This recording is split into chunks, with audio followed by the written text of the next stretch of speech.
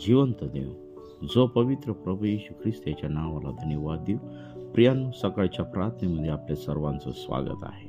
आजच्या मननासाठी आपण पाहणार आहोत निर्गमयाचा 12वा अध्याय 43 ते 51 या वचनातून आपण पाहणार आहोत. त्यापूर्वी आपण सुरुवातीची प्रार्थना करू. हालेलुया, स्तुती, धन्यवाद येशू देव बापा. पुन्हा एकदा ह्या नवीन दिवसामध्ये, उपास आणि प्रार्थनेच्या दिवसामध्ये प्रिय प्रभू येशू, आम्ही राहत असताना तुझ्या पवित्रतेत, तुझ्या पवित्र सामर्थ्यामध्ये तू आम्हा प्रत्येकाला तू वाढव. आणि प्रिय प्रभूजी, या सकाळच्या समयी जे काही वचन प्रभू आम्हापर्यंत तू देणार आहे, त्या वचनातून बोलण्यासाठी मला व ऐकणाऱ्यांना तू सहाय्य पुरव आणि तुझ्या नावाचं गौरव होते. प्रिय प्रभूजी, आजच्या दिवसाचा चालक मालक पुढारी तू हो. आमच्या प्रत्येक कामामध्ये तू आमच्या संगती तुला. आजचं वचन येणारं तू आशीर्वादित कर आणि तुझं गौरव होते. ही प्रार्थना येशूच्या नावाने मागतो म्हणून ऐक, आमेन.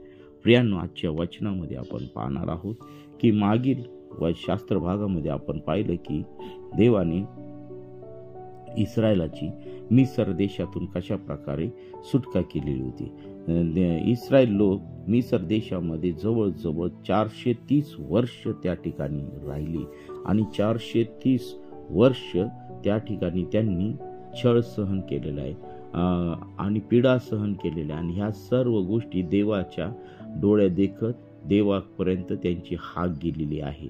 आणि मग परमेश्वराला अब्राहम, इसाक आणि याकोब यांच्याशी जो केलेला करार होता याचे स्मरण त्या ठिकाणी झालं.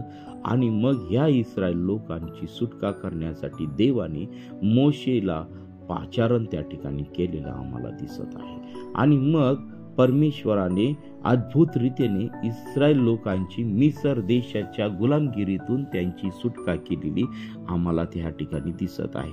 प्रियांनो, आजच्या देखील जगाच्या परिस्थितीमध्ये आम्ही कोणाच्या गुलामगिरीमध्ये तर राहत नाही, परंतु पापाच्या गुलामगिरीमध्ये आमचं आयुष्य चाललेलं आहे. प्रियांनो, ह्या पापाच्या गुलामगिरीतून सुटण्यासाठी आम्हाला केवळ एकमेव मार्ग आहे, तो म्हणजे प्रभू येशू ख्रिस्त. जो कोणी प्रभू येशू ख्रिस्तावरती विश्वास ठेवतो त्याला या सर्व पापांची क्षमा, तारणाचा अनुभव आणि जीवनाचा मार्ग प्रभू येशू ख्रिस्ताकडून मिळत आहे. आणि म्हणून तुम्ही जगामध्ये कुठेही फिरायला जा, कुठेही पहा, आज हजारो लोक शांतीचा मार्ग शोधत आहे, परंतु त्यांना सापडत नाही.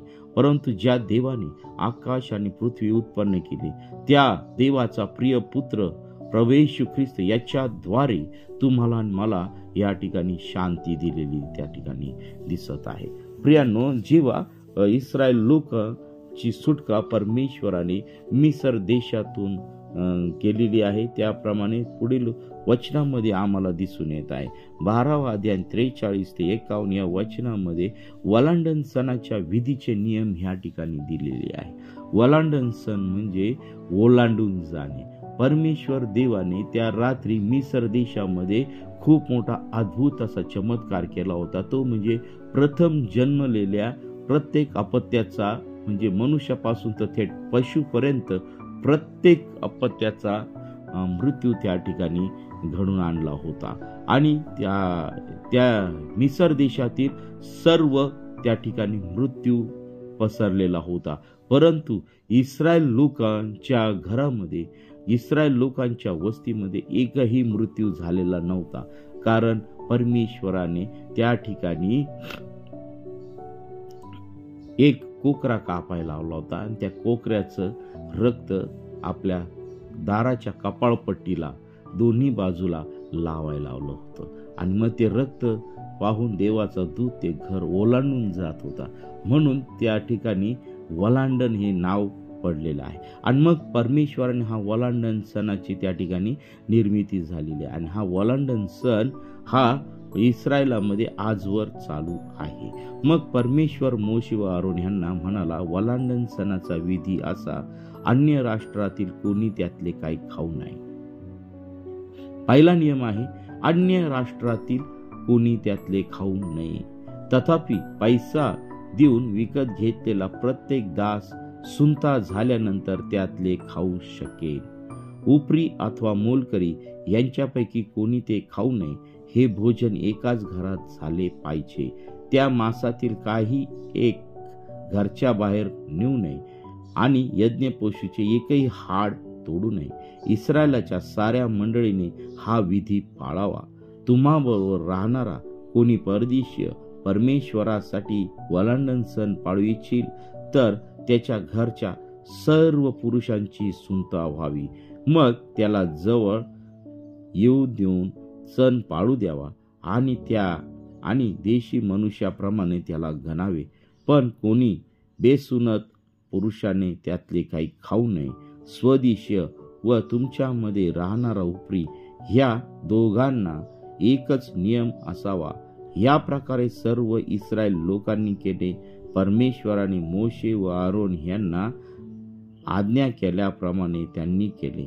त्याच दिवशी परमेश्वराने इस्रायल लोकांना टोळी टोळीने मिस्र देशातून बाहेर आणले. पहा, ह्या ठिकाणी देवाने वलांडण सणासाठी नियम दिलेले आम्हाला दिसत आहे. आणि मग हे नियम आजपर्यंत इस्रायलामध्ये पाळल्या जात आहे. परंतु परमेश्वराने आमच्यासाठी वलांडणाचा कोकरा प्रभू येशू ख्रिस्ताला या जगामध्ये पाठवलं आणि त्या प्रभू येशू ख्रिस्ताद्वारे आज तुमची आणि माझ्या पापाच्या गुलामगिरीच्या दास्यातून सुटका केलेली आहे. सैतानाच्या दास्यातून आमची सुटका केलेली आहे. वाईट गोष्टींच्या शापामधून देवाने आज आमची सुटका केलेली आहे. आणि तो वलांडणाचा कोकरा आमच्यासाठी प्रभू येशू ख्रिस्त झालेला आहे. आणि म्हणून परमेश्वराने जो नियम त्या ठिकाणी लावलेला होता तो नियम स्वतः प्रभू येशू ख्रिस्ताने तुमच्या आणि माझ्यासाठी पूर्णपणे पाळलेला आम्हाला दिसत आहे. तो आमच्यासाठी वलांडणाचा कोकरा म्हणून त्या ठिकाणी झालेला आहे. आणि म्हणून आज आम्हाला यज्ञ पशु अर्पण्याची गरज नाही, कारण प्रभू येशू ख्रिस्ताचं रक्त त्या पित्याच्या वेदीमध्ये आहे त्या ठिकाणी. आणि ते तुमच्या आणि माझ्यासाठी जामीन म्हणून प्रभू येशू ख्रिस्ताचं रक्त त्या ठिकाणी दिलेलं आहे. तुमच्या आणि माझ्यासाठी प्रभू येशू ख्रिस्त पित्याकडे जामीन असा आहे. आणि म्हणून प्रियांनो, आमच्यासाठी वलांडणाचा कोकरा प्रभू येशू ख्रिस्त आहे. म्हणून प्रियांनो, आम्हाला या सर्व जगातील वाईट गोष्टीपासून बाहेर आलं पाहिजे. वाईट गोष्टीच्या पापापासून आम्हाला ह्या सत्तेपासून आम्हाला बाहेर आलं पाहिजे. आमचं जीवन शुद्ध, पवित्र आणि देवाला भिवून चालणारं, देवाला भिवून वागणारं असं आमचं जीवन झालं पाहिजे. प्रियांनो, हे सुंदर असं आयुष्य जे देवाने आम्हाला दिलेलं आहे त्याच्या सेवेसाठी आम्ही खर्च करूया. त्याची प्रार्थना करण्यामध्ये खर्च करूया. त्याचं वचन वाचण्यामध्ये खर्च करूया. आणि देवाचं वचन इतरांपर्यंत पोहोचवण्यासाठी खर्च करूया. कारण परमेश्वर ज्यावेळेस येणार आहे त्यावेळेस तो प्रत्येकाला हिशोब विचारल्याशिवाय राहणार नाही. तो हिशोब विचारणार आहे. आणि म्हणून प्रियांनो, आज आम्ही आमचं जीवन त्या परमेश्वराला देणार आहोत. आणि मग 13व्या अध्यायामध्ये येत असताना आम्हाला ह्या ठिकाणी परमेश्वराने काय सांगितलेलं आहे की 13वा अध्याय 1 वचन, मग परमेश्वराने मोशेला सांगितले की इस्रायल लोकांमध्ये मनुष्य व पशु या दोघांचे जे प्रथम जन्मलेले म्हणजे उदरातून बाहेर आलेले यांना माझ्यासाठी पवित्र म्हणून वेगळे ठेव, ते माझे आहेत. प्रियांनो, हा इस्रायल लोकांमध्ये नियम आहे की प्रथम जन्मलेले जे आहे ते सर्व देवाचं आहे, मग तो पशु असो किंवा मनुष्य असो.